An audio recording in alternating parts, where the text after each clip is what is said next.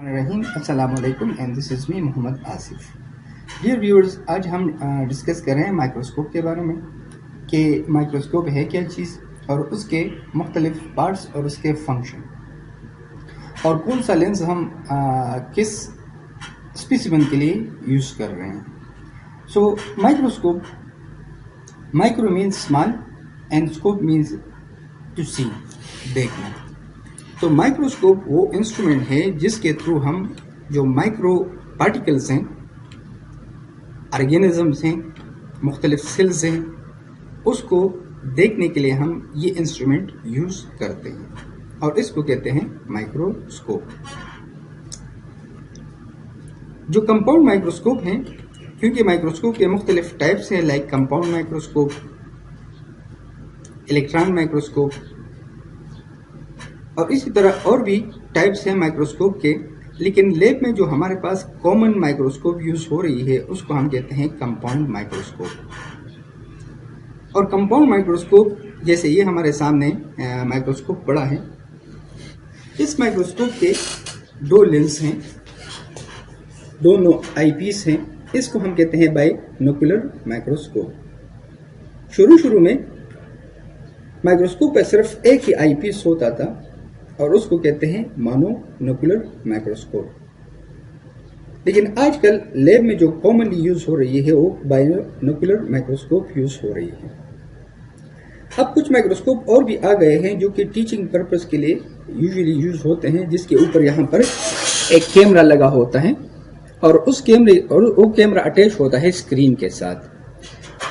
तो हम यहाँ पर स्लाइड रखते हैं और स्क्रीन पर वो स्लाइड हमें फिर लार्ज साइज में शो होती है, तो वो टीचिंग पर्पस के लिए यूजुअली यूज होता है।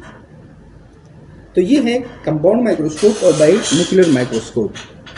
ये माइक्रोस्कोप अगर हम इसको देखें, रिमेंबर कि इस माइक्रोस्कोप ऐसा होता है जैसे एक ह्यूमन बॉडी। कैसे? लाइक हेड, नेक, बॉडी और फिर उसके बाद फुट। तो इस माइक्रोस्कोप के भी यही पार्ट्स हैं, हेड, बॉडी और ये फुट, लेकिन इसके सिर्फ नाम डिफरेंट हैं। तो हम स्टार्ट करते हैं इसके मुख्तलिफ पार्ट्स और उसके फंक्शन। तो अगर जैसे हमने मिसाल दी कि ह्यूमन बॉडी की, तो हेड, बॉडी और ये फुट। तो सबसे पहले हम देखते हैं कि how to handle a microscope. Remember कि माइक्रोस्कोप को ना यहाँ से उठाना चाहिए ना ऐसे उठाना चाहिए, बल्कि जब भी हम माइक्रोस्कोप को उठाएंगे तो हम इस बॉडी से पकड़ के और फिर इसको कैरी करेंगे यूं। इस तरतीब से हम माइक्रोस्कोप को कैरी करेंगे। एक हाथ से कभी भी माइक्रोस्कोप को कैरी नहीं करना चाहिए, क्योंकि इससे माइक्रोस्कोप की अलाइनमेंट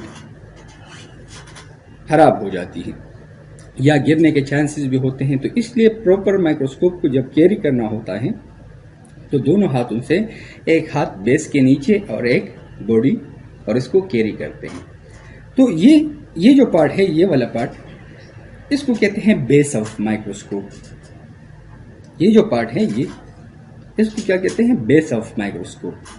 और ये माइक्रोस्कोप का बॉडी है या आर्म ऑफ माइक्रोस्कोप, और इसको हम माइक्रोस्कोप को कैरी करते हैं। इसको कहते हैं हेड या बॉडी ट्यूब भी इसको कहते हैं।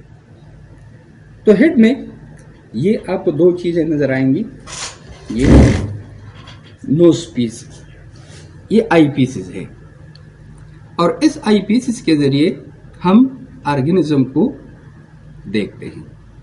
ठीक है।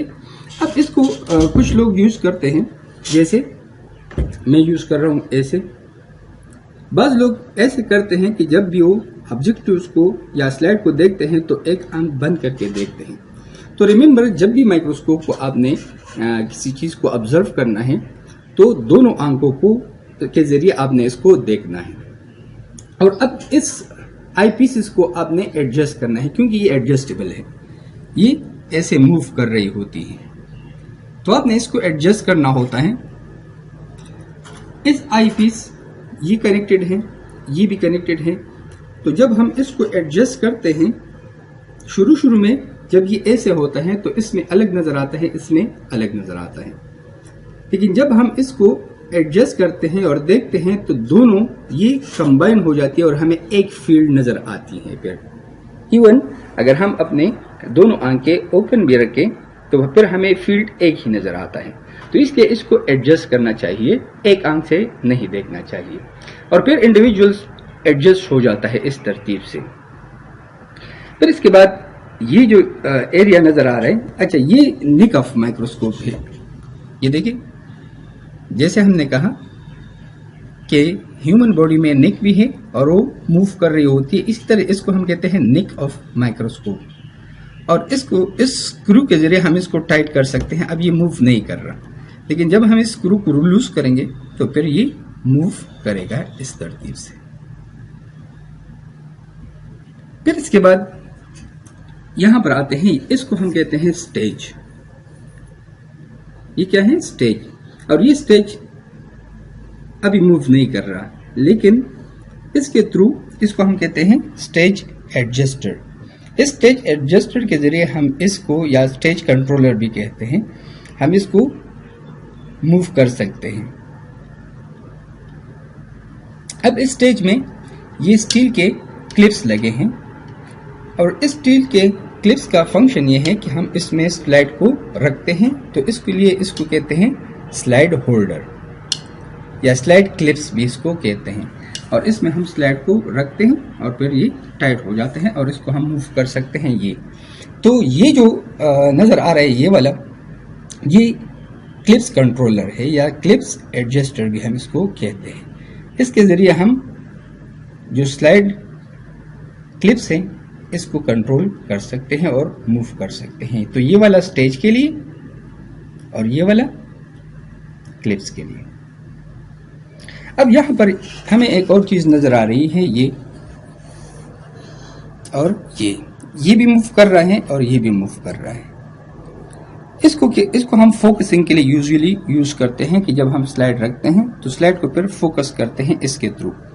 तो ये वाला जो बड़ा वाला नजर आ रहा है इसको कहते हैं कोर्स फोकसिंग, क्योंकि इसके थ्रू स्टेज मूव कर रही है अप एंड डाउन। जबकि ये वाला हम फाइन फोकसिंग के लिए यूजुअली यूज करते हैं। जब भी हम लेंस पढ़ेंगे तो इसमें एक लेंस है ऑयल इमर्जन। तो ऑयल इमर्जन जब हम यूज करते हैं तो फिर उसके लिए हम ये वाला कोर्स एडजस्टर यूज नहीं करते, बल्कि फाइन फोकसिंग हम इसके थ्रू करते हैं। इसके जरिए भी स्टेज मूव होती हैं, लेकिन बहुत ही स्लोली, इसलिए इसको कहते हैं फाइन फोकसिंग। अब इस माइक्रोस्कोप में यहां पर ये नजर आ रहा है, इसको कहते हैं लाइट सोर्स। ये लाइट सोर्स पे मूव करती है कंडेंसर में, इसको कहते हैं कंडेंसर। ये वाला ये कंडेंसर है। इस कंडेंसर के थ्रू लाइट को कम और ज्यादा किया जाता है। जितना हमें लाइट रिक्वायर होता है तो ये भी लाइट को कंट्रोल करने के लिए यूज करते हैं। जैसे ये मूव कर रही है, ठीक है। जब हम इसको यूं करेंगे तो लाइट ज्यादा हो जाएगी, लेकिन जब हम इसको क्लोज करेंगे तो लाइट कम हो जाएगी। यहां पर एक और चीज है, ये वाला ऊपर, ये भी लाइट सोर्स के लिए यूज होता है और इसके थ्रू जब हम स्लाइड रखते हैं तो यहां पर लाइट पास होती है। इसको कहते हैं डायफ्राम, ठीक है। डायफ्राम बेसिकली ये भी लाइट को कंट्रोल करने के लिए यूज की जाती है। जब हम इसको कंडेंसर को क्लोज करते हैं तो डायफ्राम कम हो जाता है, जब हम कंडेंसर को ओपन करते हैं तो डायफ्राम ओपन हो जाता है और लाइट इस तरतीब से कम और ज्यादा होती है। जब भी हम लाइट ओपन करते हैं तो ये लाइट यहां से मूव करती है और यहां पर मौजूद जो स्लाइड है उससे पास आउट होके इन ऑब्जेक्टिव्स के थ्रू फिर आईपीस के जरिए हम देखते हैं। दोबारा मैं बता दूं कि लाइट सोर्स जब हमने ऑन की तो ये लाइट यहां से मूव करती है, फिर स्लाइड से पास होके ऑब्जेक्टिव्स और ऑब्जेक्टिव्स में फिर आईपीस के थ्रू हम इसको ऑब्जर्व करते हैं। ये वाला जो पार्ट है इसको हम कहते हैं ऑब्जेक्टिव, और इसमें लेंसेज लगे होते हैं। ये एक ऑब्जेक्टिव जैसे 1 फिर 10x फिर 40x और फिर 100x या ऑयल इमर्जन लेंस में हम इसको कहते हैं। ये ऑयल इमर्जन लेंस या 40 लेंस या 10x लेंस ये लगे होते हैं यहाँ पर, इसको कहते हैं नोज पीस। जहां पर ये लगे होते हैं इसको कहते हैं नोज पीस, और ये हमारे ऑब्जेक्टिव से। अब अगर हम इसको देखें ऑब्जेक्टिव्स पे, यहां पर रेड कलर के लाइन लगा हुआ है, ये येलो, ये ब्लू और ये व्हाइट। व्हाइट जो कलर है ये बेसिकली ऑयल इमर्जन के लिए यूज होता है और ये यूनिवर्सल कलर है। किसी भी लेंस पे जब भी व्हाइट कलर होगा तो ये 100x होगा। अगर ब्लू कलर है, लाइन है, तो ये 40x। अगर येलो है तो ये 10x, और अगर रेड है तो ये 4x। तो white colour 100x, blue colour 40x, 10 colour yellow colour ये 10x और रेड कलर ये 4x। तो ये आइडेंटिफिकेशन पॉइंट थे लेंसेज के लिए। अब 10x का, 4x का, 40x का और 100x का मतलब क्या है? 4x का मतलब ये है कि ये जो लेंस हैं ये ऑब्जेक्टिव्स को या स्लाइड में मौजूद जो माइक्रो ऑर्गेनिज्म है या सेल्स हैं इनको 4 टाइम्स इंक्रीज करती हैं इसके साइज को। इसी तरह 10x तो ये 10 टाइम्स इंक्रीज करती हैं ऑब्जेक्टिव को उसके साइज से। इसी तरह 40x तो मीन्स कि ये 40 टाइम्स इंक्रीज करती हैं उसके साइज को, और ऑयल इमर्जन लेंस ये 100 टाइम्स इंक्रीज करती हैं उसके। अब ऑयल इमर्जन को हम ऑयल इमर्जन क्यों कहते हैं? सो ऑयल इमर्जन लेंस को हम ऑयल इमर्जन लेंस इस वजह से कहते हैं क्योंकि इसमें हम यूज करते हैं ऑयल कि किसी भी सेल्स को या माइक्रो ऑर्गेनिज्म को, मीन्स की बैक्टीरिया को या इवन फंगस को जब हम ऑब्जर्व करते हैं तो स्लाइड पे हम एक ड्रॉप ऑयल इमर्जन ऐड करते हैं और इसके थ्रू ऑब्जेक्टिव पर हमें क्लियर नजर आते हैं, मीन्स कि माइक्रो ऑर्गेनिज्म पर हमें क्लियर नजर आती है। अब कौन सा लेंस यूज करना चाहिए किस स्लाइड के लिए? तो रिमेंबर कि जो 4x लेंस है इसके थ्रू हम सिर्फ और सिर्फ इस स्लाइड को फिर फिक्स करते हैं, मीन्स कि इस स्लाइड पे मौजूद जो स्मेयर है वो हमें नजर आए, जैसे ये। तो जो ही मैं देखता हूं 4x से तो सिर्फ और सिर्फ मुझे स्लाइड नजर आएगी कि ये स्लाइड है और इसमें ये ऑर्गेनिज्म मौजूद है। फिर मूव करते हैं फिर हम 10x पे। 10x पे जब हम मूव करते हैं तो 10x पे हमें फिर ऑब्जेक्टिव्स क्लियर नजर नहीं आते, लेकिन जस्ट हमें विजिबल हो जाते हैं कि ये ऑर्गेनिजम्स हैं। फिर हम 40 लेंस पे मूव करते हैं और फिर 100 लेंस पे मूव करते हैं। इसका फायदा ये है कि जब हम स्लाइड को मूव करते हैं तो ये टूटती नहीं। जब हम 4 पे फिर 10 पे फिर 40 पे, तो जब हम स्लाइड को ऊपर नीचे करेंगे तो ये स्लाइड टूटेगी नहीं और न ही आपका लेंस यानी ऑब्जेक्टिव्स डैमेज होगा। इसका फायदा ये है। 10x पे यूजुअली यूरिन में मौजूद जो एपिथेलियल्स है चूंकि बड़े बड़े होते हैं तो हम 10 पे या इवन बाज माइक्रोस्कोप में 20 लेंस भी मौजूद होती हैं, हम उस पे देखते हैं। 40 लेंस पे हम बैक्टीरिया को आइडेंटिफाई नहीं कर सकते। इसके थ्रू हम मुख्तलिफ यानी जैसे पेरिफेरल स्मेयर हो गया, डिफरेंशियल ल्यूकोसाइट काउंट हम इसके थ्रू कर सकते हैं, आरबीसी की मॉर्फोलॉजी हम इसके थ्रू कर सकते हैं, प्लेटेट की मॉर्फोलॉजी हम 40x पे कर सकते हैं। 100 जो लेंस है या ऑयल इमर्जन जो लेंस है इसके थ्रू हम ग्राम स्टेनिंग उसको चेक करते हैं कि आया ग्राम पॉजिटिव बैक्टीरिया है या ग्राम नेगेटिव बैक्टीरिया है। या मलेरिया को जब हम ऑब्जर्व करते हैं तो मलेरिया को हम आइडेंटिफाई कर सकते हैं 100 उस पे लेंस पे।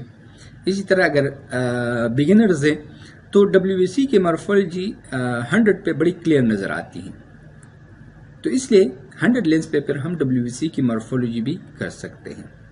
फर्दर जैसे टॉक्सिक ग्रेनुलेशन हो गया, इसी तरह उसमें कुछ इंक्लूजन मौजूद होते हैं WBCs में, वो भी हम 100 लेंस पे चेक कर सकते हैं।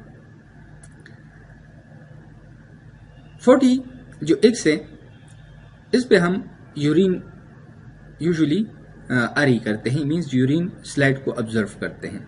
लेकिन उसके लिए एक और चीज हम करते हैं कि जो लाइट सोर्स है, लाइट सोर्स, इस कंडेंसर के थ्रू हम लाइट सोर्स को कम कर देते हैं। क्योंकि ट्रांसपेरेंट है इसलिए हम लाइट सोर्स को कम करते हैं और फिर यूरिन के स्लाइड को ऑब्जर्व करते हैं। सो ये था आज का हमारा वीडियो डेमोन्स्ट्रेशन रिगार्डिंग माइक्रोस्कोप। उम्मीद है कि आपको वीडियो पसंद आई होगी। अगर वीडियो पसंद आए तो लाइक कीजिएगा और चैनल को सब्सक्राइब करें। Thank you so much. अस्सलाम वालेकुम।